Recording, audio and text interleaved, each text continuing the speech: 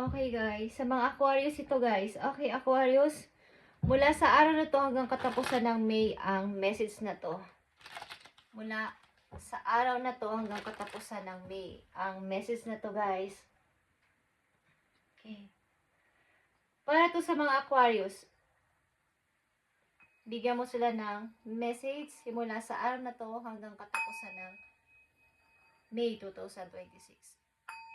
Bigyan mo sila ng message kung ano ang dapat nilang gawin, mga plano nila sa buhay, about sa kanilang sarili, sa pamilya nila, sa mga anak nila, at sa mga taong malalapit sa buhay nila. Pakita mo ang message sa mga Aquarius. Thank you, Spirit. Okay. Aquarius. Para to sa'yo, mula sa araw na to hanggang katapusan ng May, I need 2 messages for you.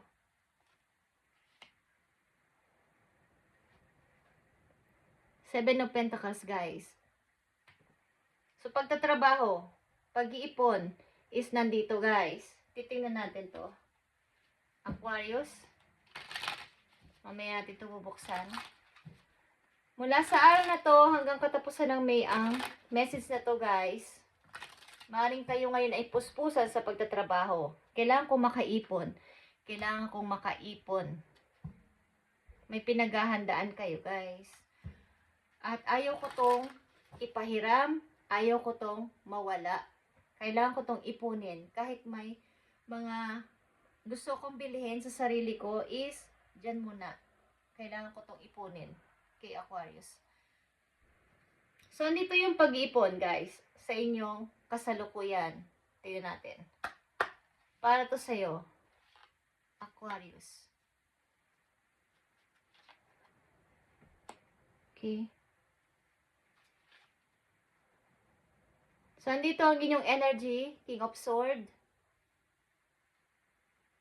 Kailangan kong ikat ang mga bagay na hindi nararapat. Kailangan kong maging practical simula sa araw na to sa pag-iisip na mga kapaki-pakinabang lang. Yung hindi masasayang yung aking pinagpaguran.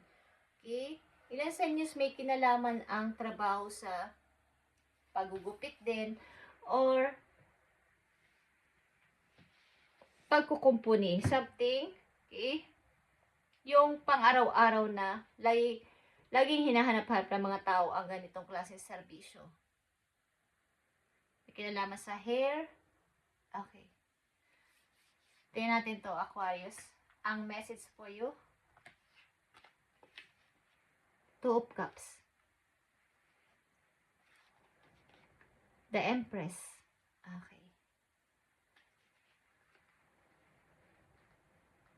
So, andito ang isang person na gustong-gusto ninyo. Mari ito'y ina o ama ng inyong anak at kailangan kong kumayod, kailangan kong magtrabaho para sa future namin sapagkat di ko alam kung buntis ang inyong asawa or kinakasama o kasintahan. Ba't kayo ay may pinaghahandaan sapagkat may anak ba kayong babae, guys? O ang magiging anak ninyo ay babae, baby girl? Okay. Maring babago pa lang kayong mag-asawa or magkasintahan at andito yung pag-iimpok. Okay? Gusto niyo mabigyan ng maayos na pamumuhay ang inyong magiging asawa kung lalaki kayo. Okay, Aquarius? At andito yung pagsusumikap para magampanan ko to ng maayos. Ang mabigyan siya ng maayos na pamumuhay at kumbaga, hindi naman karangyaan is maring ang babae na to o ang kasintahan ninyo, ano man ang inyong kasarian is andito yung paghanga nyo sa kanya bilang isang napakaputi at mabait na person. Okay? Inirerespeto nyo siya kahit sa anong bagay. Tingnan natin, Aquarius.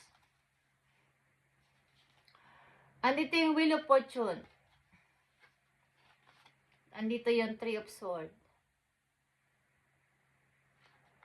So, kayo ay sumusubok ng kung ano-anong paraan para kayo ay magkaroon pa ng mga iba't ibang gagawin sa buhay. Pero, dumadating ang time na may mga, kumbaga hindi natutuloy.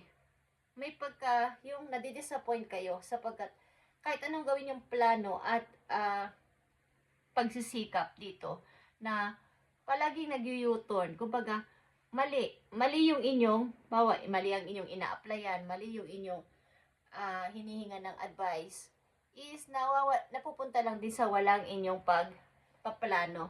Okay? Para to sa mga Aquarius, maaaring may pinaghahandaan kayo in the near future. Kaya kayo nagsisikap na makaipon ng money at this time. Kailangan kong magtipid. Kailangan kong huwag gumastos ng kung ano-ano. At kahit may trabaho na kayo, maaaring kayo naghahanapan ng iba't ibang mapagtatrabahuan. But, dumarating yung time na kahit sa kayo pumunta is parang bumabalik kayo sa dati. Okay? Hindi yun yung timing. Simula sa araw na to hanggang katapusan ng May, ang message na to sa mga Aquarius. Tingnan natin itong message nyo pa dito na paparating. Tingnan natin. I need 3 messages dito. Thank you.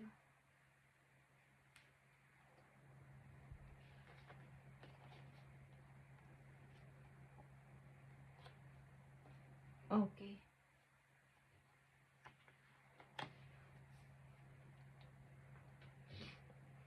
So, maaaring kayo ay nakapokus ngayon sa trabaho talaga at mayroong mga hindi na kayo napapansin na nalalagpasan ko na tong mga occasion na to. Nagpupuyat kayo kung ano-anong ginagawa nyo pa para dumami pa talagang inyong ipon. At nagkakaroon na dito ng, hindi ko alam kung kayo dito ay porskito, desperada, na makamit ang gusto talaga, na makaangat. Sapagkat nagkakaroon na ng unhealthy sa inyong physical. Okay guys, sa mga Aquarius, so mag-ingat kayo kung ganito yung inyong hinahangad sa buhay na makaangat sa buhay at naapektuhan naman ng inyong kalusugan, is lagyan nyo to ng balance. Okay guys. Kung alam kung childhood sweetheart nyo ang tao na to, ang person na to na inyong minamahal, at gusto niyo talagang maibigay sa kanya ang tamang pamumuhay, masaganang pamumuhay. Okay, tingnan natin to guys. Message sa mga Aquarius, ano pa ang dapat nilang malaman? Simula sa araw na to hanggang katapusan ng May, dapat nilang malaman. Meron dito isang taong concern sa inyong kalagayan guys. Maring ito'y malayo sa inyo. Father nyo ba to guys? Okay, concern ito sa inyong kalagayan, sa inyong sitwasyon. Meron ditong false person at meron ditong change. Okay, ilan sa inyo ay maglilipat ng bahay, maglilipat ng apartment, something. Maring apartment ito. Okay? Maring kayo titira sa maglilipat. Okay. So ito ay parang tingnan natin tong false person. May false person dito, guys. Okay. Tingnan natin ito.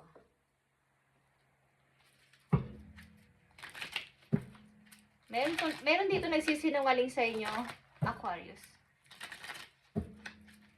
Ano ang false person sa message sa mga Aquarius? 2 of Cups. Okay. 3 of Swords. 9 of Swords. Okay guys, ito ay hindi maganda sapagkat maaaring ito ay inyong kakoneksyon sa buhay. But kailangan nyo itong mapansin, okay? Maaaring kalungkutan ang dala nito sa iyo, ahatid sa inyo nito kapag ito ay inyong nalaman. Okay guys, maaaring third party din is meron. Nagbabadya o may potential ang third party o love triangle dito. Maaaring nagsasuffer kayo dito.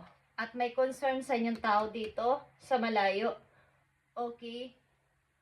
Aquarius, simula sa araw na to hanggang katapusan ng May, ang message na to sa iyo.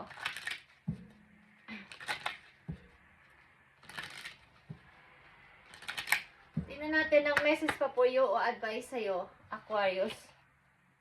Okay, andito ang balance. Like I said kanina, you are being told that hard work is important. But so is quality time with your loved ones.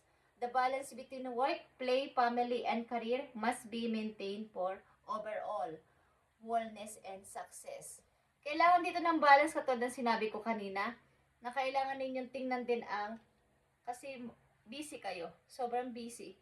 Wawala na kayo ng time sa inyong, maaaring sa inyong minamahal, o sa mga special occasion nakakalimutan nyo na rin ang mga pagbati, pag-greet sa kanila. Okay? So, maaaring bigyan niyo ng balance ang inyong trabaho at ang pakikipaglaro nyo sa inyong kung may anak na kayo, or sa sarili nyo mismo, at sa inyong family, at sa inyong career. Kumbaga, mamimaintain mo naman itong iyong ginagawa na to. Bigyan mo lang to ng balanse. Okay? Huwag yung sobra-sobrang pagtatrabaho. May nakikita ko dito na overwork. At dahil sa kagustuhan mong maibigay ang maayos na pamumuhay sa iyong minamahal, is maaaring magkaroon ng problema sa iyong health. At guys, kayo ay desperado na makuha ang pag-iipon na to. Marami kayong sinusubukan at maaaring nagpaplano rin kayong pumunta ng ibang bansa. May pagtingin-tingin dito sa kung saang bansa kayo maaaring pumunta, maganda ang trabaho, pasahod, at talagang busy kayo guys. Okay. Nagpapakasubsob sa trabaho at hindi nyo namamalayan ang paglayo ng inyong minamahal sa inyo. Maaaring may false person dito. Kaya kung mararamdaman nyo to sa inyong sarili mismo, sa inyong sitwasyon sa gayon, sa inyong kasintahan o asawa o kinakasama, is agapan nyo kung gusto ninyo magtagal ang inyong relasyon guys. Okay. Sa mga Aquarius na nandito sa reading, at kung kayo single at nagpapaka-sub-sub sa trabaho, is bigyan niyo ng balance ang inyong sarili. Gusto ninyong makalipat din sa magandang apartment o bahay guys. Ito ang inyong pangarap. Kaya lang andito yung time na talagang kayo ay busy at workaholic talaga kayo. Gusto niyo makamit ang inyong hinahangad na to at wala na kayo talagang balanse. Nakakalimutan nyo na ang mga bagay-bagay na importante pala.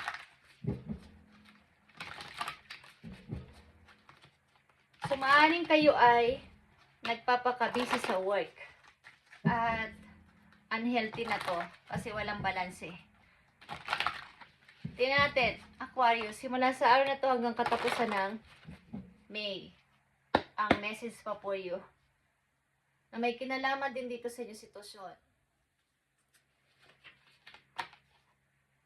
So, andito ang King of Wands at ito ay King of Gabriel. Guys, keep your eyes on the big picture. Leave the details to others. Experience that leads to success. Genuine concern for others. Okay. So, talagang may taong concern sa inyo sa malayo, guys. Kung ano nang nangyayari sa inyo. At maaaring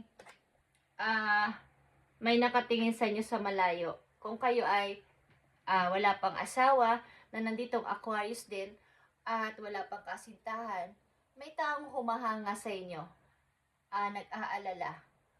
Alam niya yung inyong pagsisikap, pagiging isang masikap na tao, at nakatingin ang person na to sa inyo, mga ginagawa, something.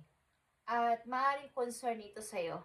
Ito ay pure ang intention sa'yo. Kung ikaw ay wala pang asawang Aquarius na nandito, wala pang kasintahan o kinakasama, may isang taong maaaring pure ang intention sa iyo at nakatingin ito sa iyong mga paghihirap. Okay?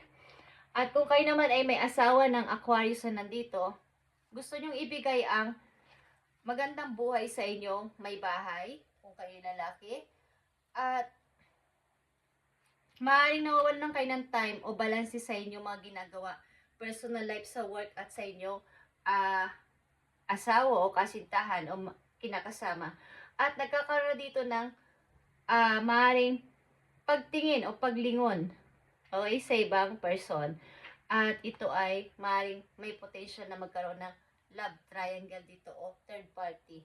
At ang ilan sa inyo dito ay nagtitingin-tingin ng mga bansa na pwede niyong puntahan. Maaaring gusto niyo talaga mapalago ang inyong money. Makapag-ipon para sa inyong future. Guys. Okay. Ilan sa inyo yung naghihintay na lang ng visa, something. Ilan sa inyo naghihintay, nag-iimpake na. Something travel. Something naglalagay na kayo ng mga damit sa inyong maleta, ilan sa inyo. At may ina-applyan kayo, may a-applyan na kayong punta sa ibang bansa. Maaaring naghihintay na lang kayo ng tawag. Okay? Aquarius, ito inyong reading o message ngayong, simula ngayon at hanggang katapusan ng May sa mga Aquarius na nandito sa reading is kumuha kayo ng konting advice kung gusto nyo lang kahit 1% at para magkaroon kayo ng guide sa inyong mga gagawin pa, okay? Yeah. Ilan sa inyo nag-e-ekis na ng kung ilang araw na ba, okay, naghihintay, waiting. Thank you guys and God bless.